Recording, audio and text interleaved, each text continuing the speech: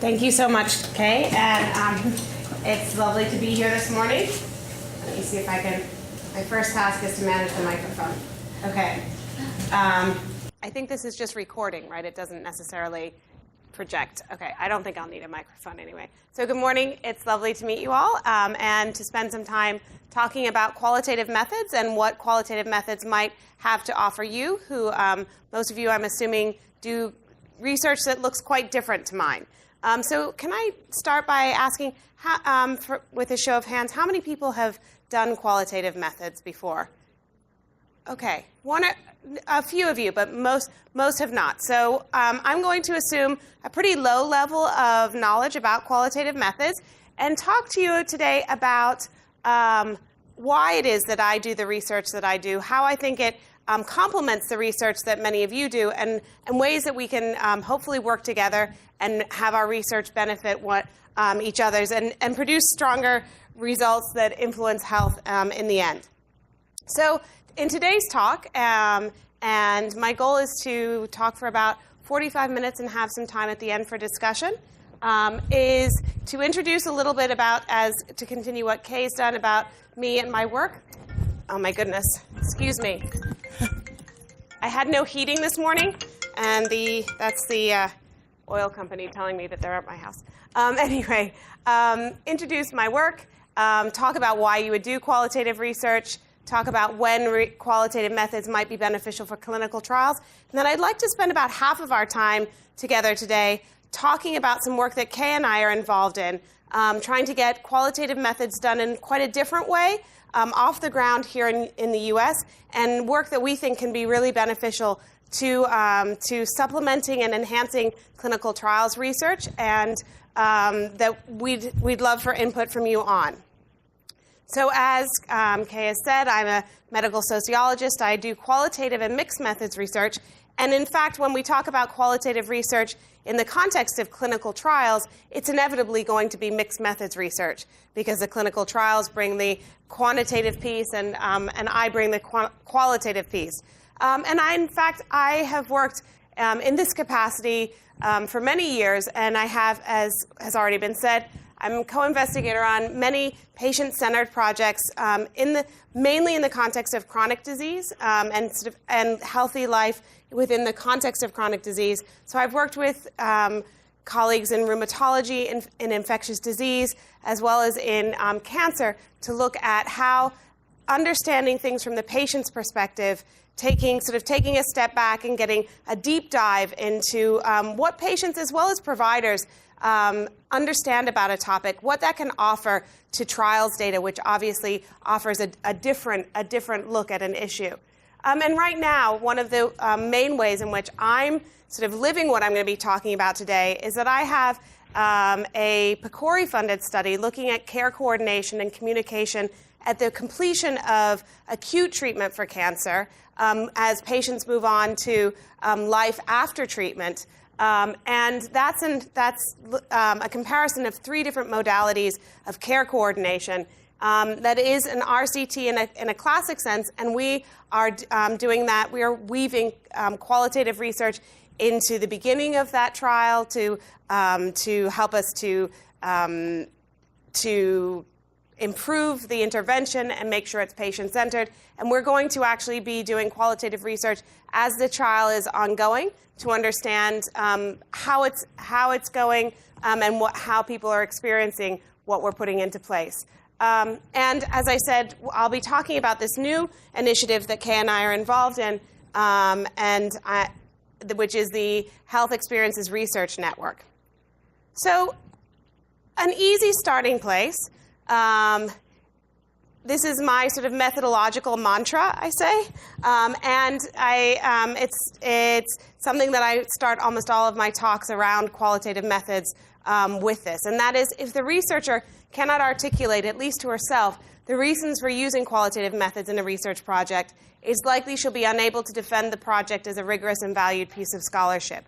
And ultimately, what I'd like to show you today is that a reason for doing qualitative research is not, a good reason for doing it is not that it's cheap and easy, and a cheap and easy way to do research. If you do cheap and easy qualitative research, you're unlikely to do good science. So what I'm going to spend a little bit of time talking about is why would you do this research if it's not just that you only have $20,000 and 4 months to do some research, so let's just throw some focus groups out there. That's not what I'm talking about here. What I'm talking about is research that really has a very different philosophical background than the research that's the sort of standard research and the research that many of you work so hard to do so very well. What I'm hoping to talk about a little bit today and give you a little bit of an insight into is how to do the research, why you would do the kind of research that I do, where you spend hours and hours listening to people and hearing them talk in relatively unstructured ways about how they experience life, what their disease or condition means to them, how it impacts their activities of daily living, etc. And it's the way that I do research is based on a different ontological basis or theoretical understanding and a different epistemological foundation, the idea of how we collect data that reflects on how we see the world working. And both of these sort of building blocks feed into a different methodological approach that emphasizes depth over breadth, that thinks about, that looks at putting together a sample of people that have been specifically selected rather than randomly selected to represent a perspective or a variability of experiences. So very different ways of conducting research, but hopefully complementary to other research when done well. So as a qualitative researcher, I view human behavior, what people say and do, as products of how they interpret their world. So a lot of times when we spend hours hopefully most of the time, a little bit of time asking questions and most of the time listening to how people understand their daily life or how they feel about their diagnosis or how they feel about what they're experiencing, how that's changed, how other people interact with them. The reason that we're doing that is that we prioritize and we emphasize the idea that if we want to understand what people are doing, which is often where we want to make changes, particularly someone like me who's in a Department of Health Behavior and Society, we're looking to make people exercise more, to eat more fruits and vegetables, to engage in mindfulness so that they're not so stressed. Well, if we want to get them to make those changes, then we have to understand the larger context of how they interpret their world. And we can't easily do that, or qualitative researchers say, we can't easily do that. That kind of understanding of people's experience and how people view the world isn't easily captured through a survey. It's more easily captured by listening to how people talk and watching how they go through their daily life. And so that's the kind of research that I'm talking about here. So when I talk about qualitative research, and this is from Margrit Sandalowski, what I'm talking about is it's an umbrella term for an array of attitudes and approaches for conducting inquiry that are aimed at discovering how human beings understand, experience, interpret, and in the end, produce the social world. So it's when I talk about qualitative methods, I'm talking about relatively less structured ways of collecting data that involves listening to people, that involves watching people, and involves actually studying the artifacts that people produce and leave behind. So it's also things like studies of media, of blogs, of letters, of artifacts. So ultimately, when I think about methods, and I spend quite a bit of my time thinking about methods, I think that there's no bad method necessarily. It's about match. It's about making sure that your method and your question are a good match for one another. So I'm somebody that grew up around horses. I'm a horse person. And I think that there's a lot to be said for all kinds of horses. And they're all beautiful creatures if you're looking at them to do the right job. So if you want a horse to pull a plow all day. You want a horse with great strength. You want something like a Suffolk Punch, something, you want a horse that can be steady, that's slow, that can go all day. On the other hand, if you want to win a race, you want a thoroughbred. You want something that can go fast, that has very spindly, fragile legs, that couldn't get this piece of equipment to move for a moment. But it's about what you need the animal to do. And your method should be the same. Your method should be driven by the questions that you want to answer and what has the most power, what has the most ability to answer the kinds of questions that you have. So the contribution of qualitative research is that it can address potentially different kinds of questions than those that are considered by folks such as yourself, clinical epidemiologists, and others. And rather, it can investigate attitudes, beliefs, and preferences, as well as the idea of how evidence is turned into practice. So it taps into a different kind of question. And in order to do that in qualitative research, we have to make sacrifices. So in qualitative research, in order to gather data, to gather stories from people, to gather explanations, to gather accounts from people, that's not a single qualitative interview that spans something between typically 60 to 90 minutes, or a focus group that may be about 90 minutes long. Those can produce transcripts, data, raw data that's anywhere between 20 and 50 pages long of text. If you're the right person and you pick the right person to talk to, and you ask questions in a way that makes them feel comfortable, people like to talk. People that agree to be interviewed tend to want to help you to get the knowledge that you want. And so most of the time, the burden of qualitative researchers, just as for you, is an abundance of data.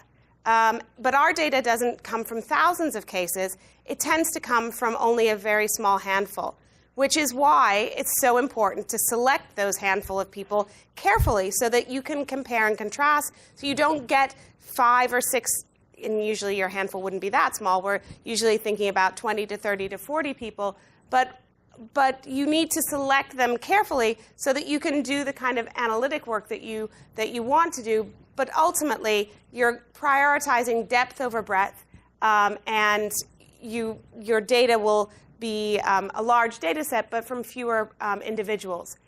And ultimately, in our qualitative analysis, what we're trying to do is we take people's ways of talking about the world, their ways of explaining, their, as I've said, stories and accounts, and we have to make them something that can be useful and comparable across people, and we need to take people's very different ways of describing things and seek to understand and be able to summarize and compare it. And that does take a considerable amount of time and effort to take very unwieldy data and to summarize and to turn it into data that you can work with and that you can make understandable and useful, ultimately useful to people outside of the research context.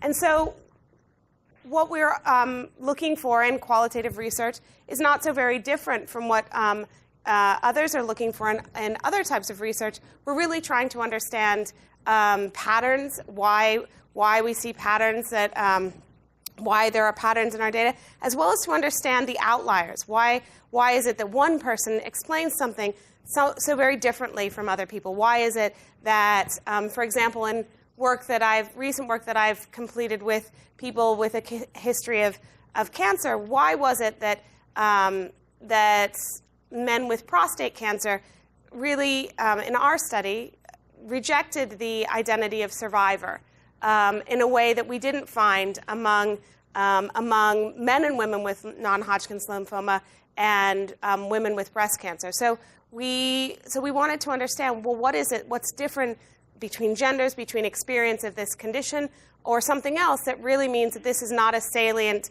identity that people have taken on for themselves, this idea of being a survivor upon completion of treatment. In qualitative research, we're often very interested in mechanisms and processes. We want to understand how it is that trust is built between a patient and a physician. What does that actually look like in practice? How is that conveyed? How is competence understood by a patient, for example? When you talk to somebody about what would and I wouldn't start this way, but what's a competent physician to you? What does that look like? And how is that conveyed to you? So I'm going to talk in just a moment about the kinds of questions that we ask, and our research in qualitative methods, and I think this really gets to the heart of it, is that we embrace complexity rather than trying to control for it. So we're not trying to control for everything and just look at variation at one variable, but rather we're saying, okay, life is messy and everything's interrelated. And what insight do we get when we look at all of that messiness and deal with it in our analytic process? And in the end, our analytic techniques are different because we are not then looking at it is a little bit more subjective. It is a little bit more interpretive because we describe, we synthesize, but we don't ultimately have the tools of statistical tests to tell us when we've got a finding that's significant or important. So it's unavoidable that there is more subjectivity in qualitative research or interpretive activity. Methodologists would, I think, oftentimes say there's subjectivity across research. It's just in qualitative methods we embrace it and engage with it more than from other backgrounds. But it certainly is the case in our field.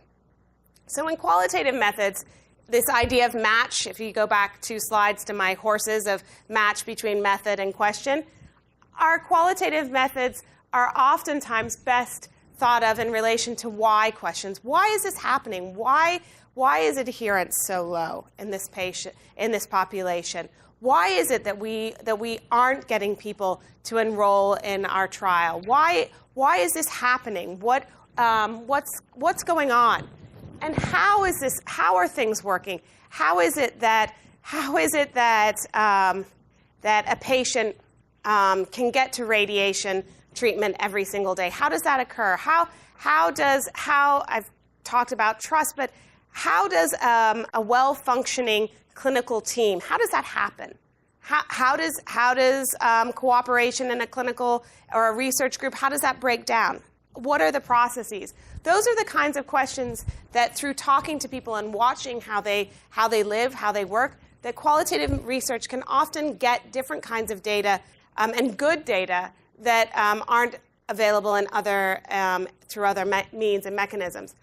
On the other hand, the questions of specificity, of how many, of who does this and who doesn't, of when does this happen, when does it not happen, those are questions that it's not that they could never be answered through qualitative research, but when a student or a colleague comes to me with a question that can be articulated with these terms at the beginning, they're terms that it's worth unpacking a little bit more, because a lot of times, often, the sacrifice that you make by undertaking a qualitative approach isn't worth it's not worth the sacrifice for the benefits that you get. Oftentimes, if you're really trying to answer these kinds of questions, your stronger data will be through quantitative methods.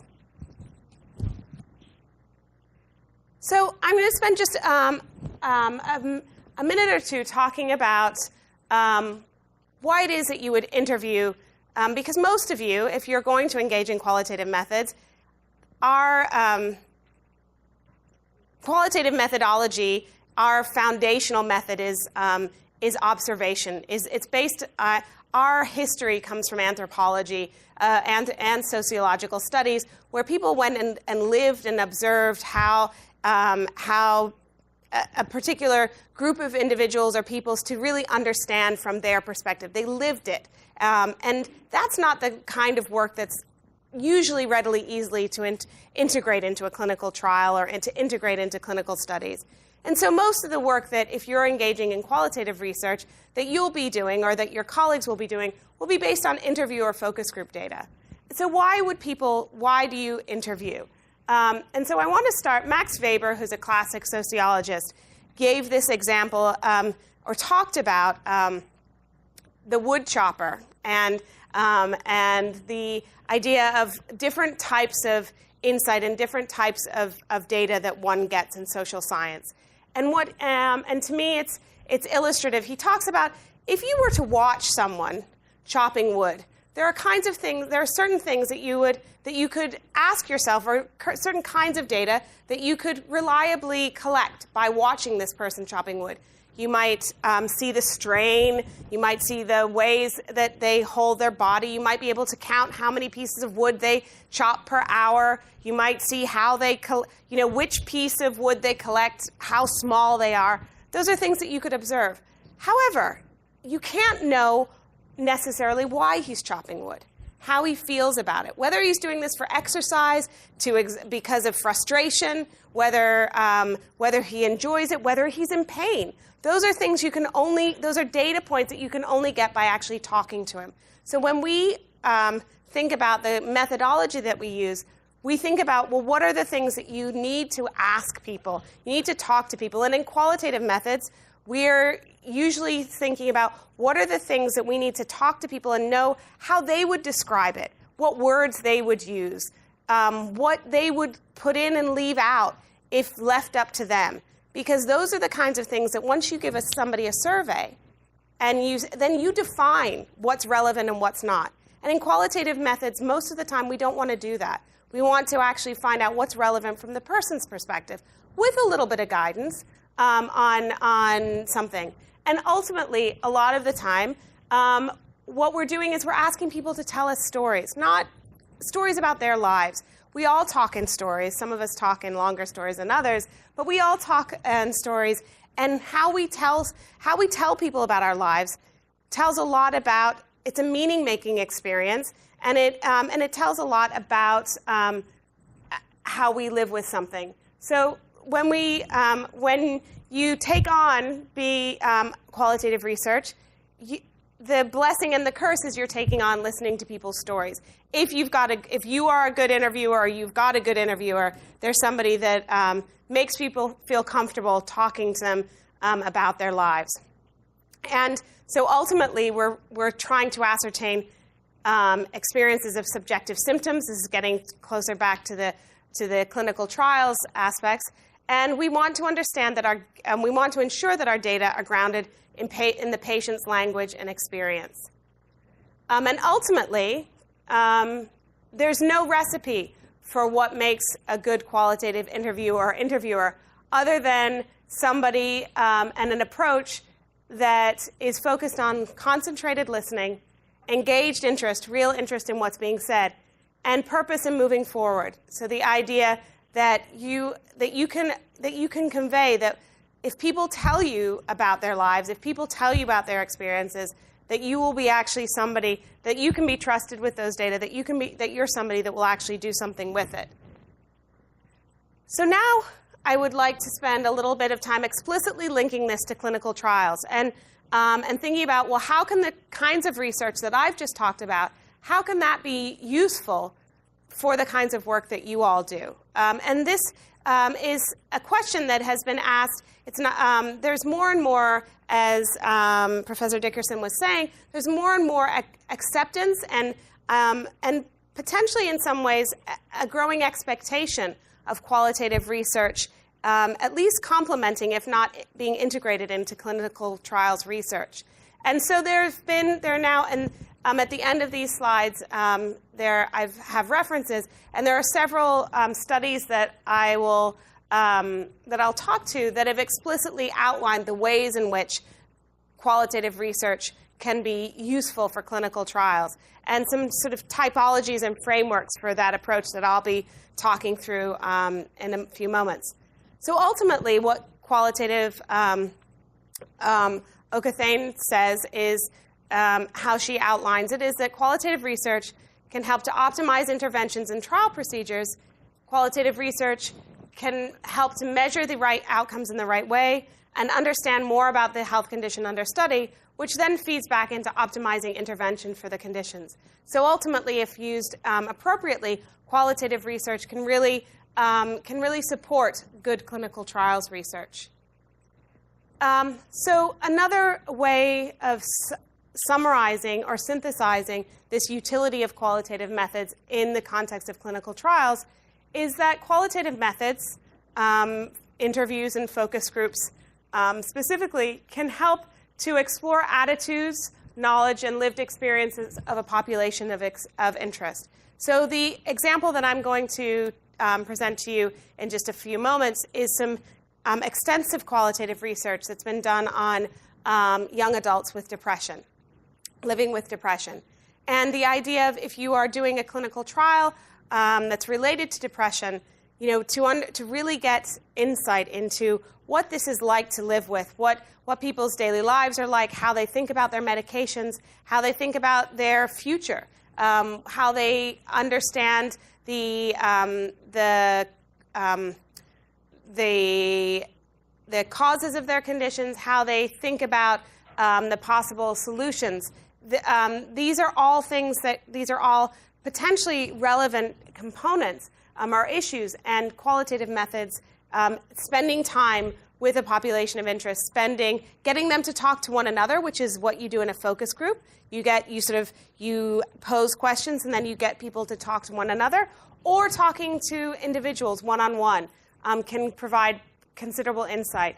Qualitative methods can help in intervention and measure development, and that's the work that I'm involved in right now with this cancer survivorship communication and care coordination. What we've done is to develop our intervention tools to a certain degree, and then to explicitly go out to cancer survivors and caregivers and give them an opportunity to reflect on the intervention tools that we're developing and help us refine them and help us make it more likely that our intervention will have the intended impact. Qualitative research that's done alongside clinical trials research can help to understand how the intervention works, or how and why it may not be working, and why it may be that it's working in a different way with some people than in others. What's actually happening on the ground with the people that are charged with actually implementing the work that you want to do. So it's not always studying the patient population. Oftentimes, and my dissertation research was actually studying the healthcare system and how that works, or the research system and how that works. And also understanding decisions that people make as to why they would participate in a particular study or engage in a particular intervention, and why not. So when we think, and again, this is an area that Kay and I are very interested in, is trying to better use qualitative methodology to better understand people's decisions, and ultimately, therefore, to improve our ability to engage people in clinical research and to better serve the entire population. So this is the framework, and I put this really here just for your reference. But and I'm butchering her Irish name, Katherine, outlines the potential types of ways in which qualitative research can benefit clinical trials. So she talks about intervention, content, and delivery, and how qualitative research can be used to improve that. The design, conduct, and processes of trials to shape outcomes, measures of process and outcomes, and also to better understand the target condition. And so really just sort of going through what I've already talked about. And we can think about this as qualitative research, and this is very much in keeping with frameworks of mixed methods, where we talk about concurrent design, sequential design, exploratory designs, explanatory designs, and if anybody's interested in any of that, I can talk to you afterwards. But essentially, qualitative methods can have a role at various stages of the trial process. before the trial, during the trial, and after the trial for different purposes, as outlined here. So in relationship to understanding experiences, developing measures. During the trial, and this is where we're still planning our qualitative study that we'll be doing alongside our trial to understand the implementation and the experience of how do people actually experience what they're engaged in. And then after the trial, when you have findings that you don't quite understand, why is it that it worked with this group and not this group? The idea of going back and actually asking questions that might help you to understand what went on, or what did you not, what are the nuances that you didn't anticipate that means that it worked better with one group than the other. And also then for theory refinement and hypothesis generation for the future. So one way that this has been explained by Bartlam et al. In very recent research is that RCTs that incorporate qualitative approaches have potential value by, for example, optimizing the intervention content, delivery, and acceptability, making trial recruitment and conduct more acceptable for participants and more efficient, facilitating interpretation of the findings, helping trial teams be sensitive to the needs of participants, and saving resources by directing researchers towards interventions more likely to be effective in future trials. It's also been noted, however, and maybe things have gotten much better in the last 7 years or so, but I doubt it, that many qualitative studies, particularly when done in the context of research such as I've just outlined, are either not reported at all, or are reported very poorly, or actually are reported just fine and they were poor studies. So there's a lot of way to go in qualitative research that's really rigorous and that fully complements the work that you do so very, very carefully.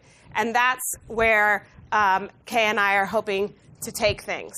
And so I'd like to spend the last just 10 minutes or so talking about an initiative that we are engaged in. And this is what's called the Health Experiences Research Network, which pulls on an effort out of the UK that's a long-standing effort out of the University of Oxford called DIPEX, which I'll talk about, which is really bringing the most rigorous qualitative methods and dissemination of qualitative research findings in ways that can feed right back to the populations of interest, bringing that together with rigorous and frontline clinical research. So health experiences research is really about interviewing people about their experiences, listening to them, exactly what I've been talking about so far today. So that's what we're talking about here, health experiences research. And why is this important? Well, one of the reasons is that it can enhance patient engagement in research. There's other reasons that it's important too, but it can engage people and it can bring in voices that wouldn't otherwise be heard. So sometimes in clinical research, we reach out to people that are easy for us to reach out to, the patients that we find to be easiest, the people whose voices are loudest because they advocate for themselves. And in this type of research, we're trying to move beyond that and explicitly try and find people whose voices wouldn't otherwise be heard and who give us a better representation of the entire patient population. So we think about this as moving from voice to voices, moving from patient voice to patient voices. So as I've said, the work that we're involved in here in a collaborative in the US is founded on work that's been going on for a considerable time in the UK, and that has had a considerable impact. So in the UK, it's been ongoing from at least the early 2000s. There's been extensive qualitative, really rigorous qualitative research on over 85 topics, which includes over 3,000 patient interviews, which are archived, and most of them are actually available on at least in some form, on a website, so you can actually go and hear people talk about conditions. So for each condition that's studied, researchers conduct at least 30 interviews. They subject these interviews to rigorous qualitative research, and then, as I've said, they compile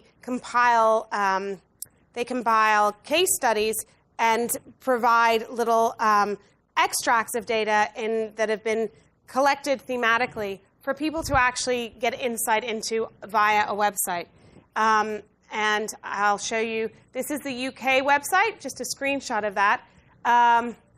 And here you see that there's and each of these points has multiple topics underneath it, but things like disability and impairment, caregiving and carers, pregnancy, dental health, cancer, heart disease. So these are all areas of research. Again, if you click on any one of these, they expand out to multiple subtopics, many of them, that have full qualitative studies done underneath. And ultimately, one of the real strengths of this research is it's not just research that's done for consumption and dissemination among the clinical community or the research community. It's broad dissemination. It's intended to be a site where if you have just been diagnosed with a condition, that you could go here and hear people talking about what it's like to live with this condition, get some insight into from the lived experience of what something's like. But all of this dissemination is in the hands of the people that have been interviewed. So when people actually agree to be part of the study, they have control over whether just their transcript will be posted, whether they're audio or a video. And most people actually select to be videoed, but some don't, and that's in their hands. But this broad and widespread dissemination is key to this approach and key to the work that we're doing. So as I said, Kay and I are part of a collaborative here in the US that involves researchers from Yale, University of Wisconsin, Oregon Health and Sciences University, and us here at Hopkins. And we're trying to do what Oxford has done for the UK. We are saying in the US, we need a network and a collaborative to do the same thing at our scale. So to scale up from the UK to the US, it takes a bigger team, it takes a bigger network. So far, we actually have 2 of these modules, these qualitative studies that have been, one is complete, and I'm going to show you some snippet from that in a moment. That's the depression in young adults module. We also are undertaking, and data collection is complete for a module with veterans with traumatic brain injury, and the analysis and website creation is underway. And then we have several different modules that are under review for funding right now. And we are looking for more ideas, for more opportunities to expand this. So let me spend just a few last minutes with you, giving you some insight into this approach and also into just imagining what it's like to talk to someone in their own home from their perspectives about living with a particular condition. So here you see, this is the young adults with depression module, and down here you see some analysis or some organization of the data along thematic lines. So you could look into depression and eating disorders, depression and self-harming, and if you clicked onto one of these, let me do it. I'll be daring in the hopes that I can find my way back. If you go to depression and self-harming, you see some synthesis of what was found on this topic across interviews. And then you see people, and you can go to snippets of aspects of interviews where different individuals are talking about depression and self-harm. And so here you see one where somebody elected not to be videotaped, but audio taped only. And there's one that's text only. So, and so on.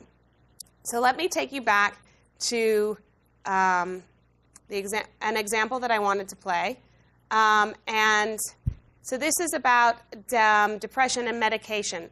So a topic that, and treatment choices that has relevance potentially to clinical trialists. And I wanted to just play a snippet from Nadina here, a short snippet where she talks about her feelings towards her medication for depression. I'm kind of worried about any kind of treatment for it because I would prefer not to be on pills. My friend is, and she can't leave the house unless she has something in her system, and it's just kind of sad to watch because sometimes she can't get a prescription for that day, depending on what she's taking. And I just feel like your brain eventually gets dependent on that sort of thing, and then if you can't get it at that moment, it's just not a really fun way to live. I sometimes just try to like deal with my issues head on, and sometimes I feel like I'm not strong enough necessarily to defeat whatever issue or resolve whatever issue is going on. So hopefully you can start to think about, well, what would that kind of insight, how might that complement, data that you had on medication adherence, for example? Why is it that somebody isn't compliant with a treatment regimen? So here's another way that the data are organized in this website. So here we have gender. This is young adults with depression, and so we have gender breakdown and we have age breakdown. So you can look at people that are in some ways similar and look at their research. And I just wanted to again show a brief clip from this guy Joey, where he talks about his depression and how it makes him sort of feel about his life. And then the final clip I'll show you is about people's how people feel about participating in this kind of research, which gets to the sort of engagement element. So here, this is Joey's page, which are just snippets, the selected snippets that are presented about Joey on this site. So here, the snippets from Joey are around his family support, the family history of depression, his feelings about depression, and this is the short clip that I'm going to play. I didn't have any ideas of what to do that would make me feel good. At times in the past, it's I can go hang out with my friends. Oh, I could play this game or something, or I could go make some food, or talk to somebody or something. And this is just there's nothing there's every idea that I thought of just sounded like the stupidest, dumbest thing in the world. And yeah, you wake up enough days in a row where every single idea seems like shit, and it's just hard to, I don't know. I felt that was the only way that I could even get through it. Okay, so just a very brief snippet, an insight into what life is like for that young man. And then finally, I'll just move to this final piece where, and this is a little bit longer, where the young adults talk about why they participated in this kind of research and what it means to them, and what value they see this potentially having.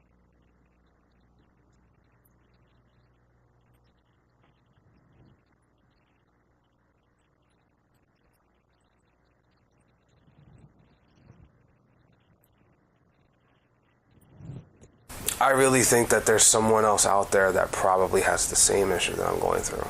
And if I could help them, if this is anything worth to them, if this can stop them from doing something self-destructive, then that makes me feel better about myself. That makes me less depressed because I'm helping someone that's in the same situation as me. If you can get a resource like this where you have people that describe their symptoms, that describe how it affects their lives, that is incredibly important. Depression is very individualistic in how it presents and why it presents. So to have another resource out there for people like me that are afraid of talking to their family or that don't have friends that can help them, this is going to be very important in their journey of control over their illness. Sharing people's experience of what that looks like or how that feels could create a lot of compassion and understanding for people who are afflicted by depression. And that was something that I wish I would have gotten, because I think that if my friends, through college, who had known my history of abuse and trauma, I do believe that if they were actually really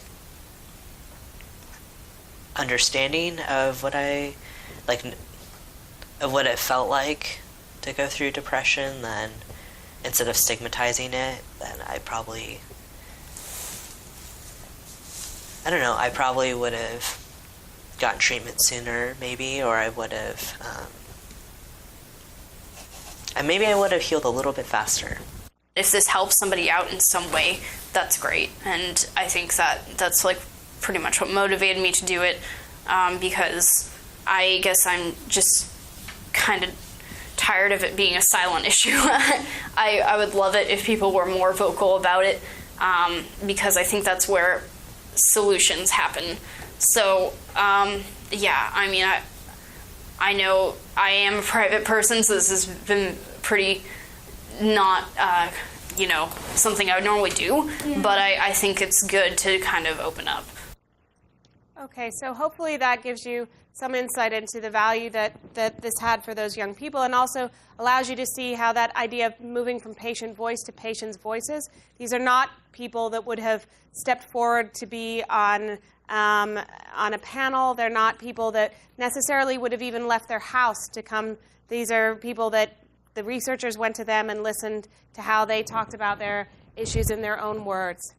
So ultimately, what we're trying to do is to bring in voices, to bring in the patient's voice to clinical research, and to bring in voices beyond just one or two loud talkers like I would be, but to bring in people that are otherwise, to give voice to people that wouldn't otherwise have it, in a way that is systematic and scientific and rigorous. And we have a history for how to do that in qualitative methods. So this is the website that tells you a little bit more about this experience. And there are, as I said, the references here, but I think we have about 10 minutes left for discussion and questions. So thank you very much. Thank you very much. It's very interesting. But my question and my concern is, in case of quantitative research, there is many ways to filter the bias, like the p-value, confidence interval, or median, many kinds of things. But in case of qualitative research, I wonder how you can filter the things that might be biased, and what kinds of data you should put the value, meaningful meaning.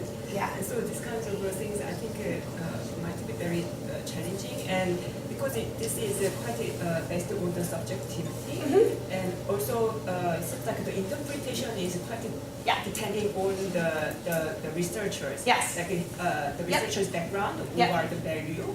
Yes. So, but it's still the science, right? So, Yes. And then. So let me answer your question.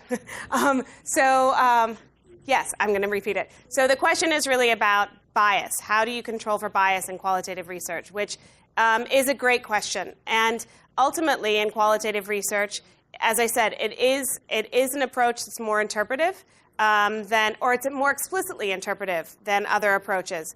And so there's many things. We talk about reflexivity in qualitative research, and we talk about acknowledging the perspective of the researcher and making it visible to the audience. So I think one of the main things that's important to do in qualitative research is not to try to take the voice of the researcher out. We talk about the researcher as the instrument, and we actually say, you need to know who I am. The researcher needs to understand their own biases as much as possible, acknowledge them, and actually make them visible for the audience. So that's one thing. The other thing to do, and two main things, and if you want to learn more about this, take my course in the second term, because we talk a lot about this. But two other main mechanisms is that you present as much of the data as possible. So you actually allow people to do their own interpretation. So you, and this is one of the ways that I think the future is bright for qualitative research with online and electronic. It used to be that we couldn't present enough data in the way that journals were structured. But now, with online appendices and things like that, we can present a lot of the actual raw data of the people being interviewed and say, here's my interpretation, but go and look and see if you agree with me. So that's another. So we talk about making your data visible and allowing people to engage with it themselves. And the third thing is actually being clear about your analytic process. Being clear with yourself and with your reader about how you went from these transcripts to these findings and this interpretation of the findings, how you synthesized, how you pulled down and drew out particular themes, how that actually happened. And there's ways of doing that too, and there's something called a framework analysis, which is often quite helpful for more applied qualitative researchers, such as some of you might either engage with or become, that actually presents steps for doing that analytic process and for explaining to others how you got from hours worth of interviews to transcripts through to 3 or 4 themes that you're talking about in a particular paper. So other questions? Yeah. So a comment and then a question. So I'm Howard Lehman from informatics. I send a lot of my students to you, so thank you. I just want to point out that, first of all, thank you for using our informatics words like ontology and epistemology, because everybody laughs at me, of course, as people use these words. But we can talk. People laugh at me all the time. But these methods are vital for making sure that the informatics world that we build doesn't straitjacket people. And that we elicit what the dimensions are that people care about. So many people are complaining these days about the usability of health IT, for instance.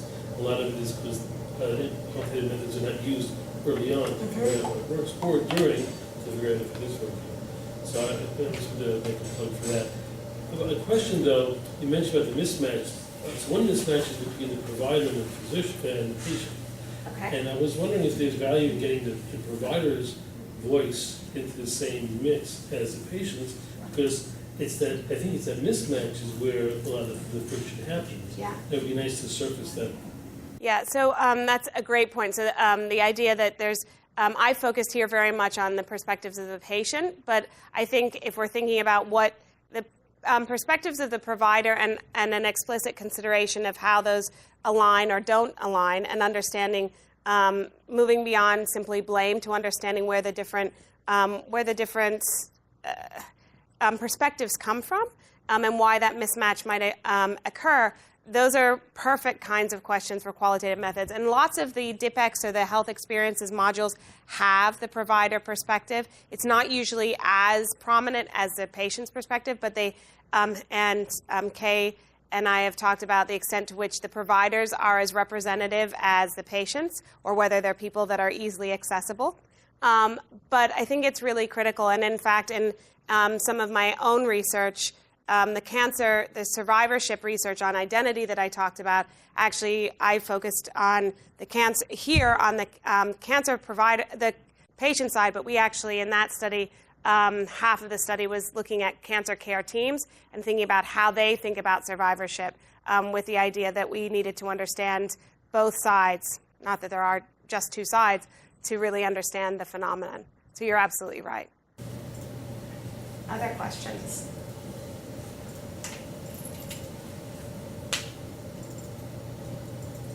Okay. I think that's it. Thank you.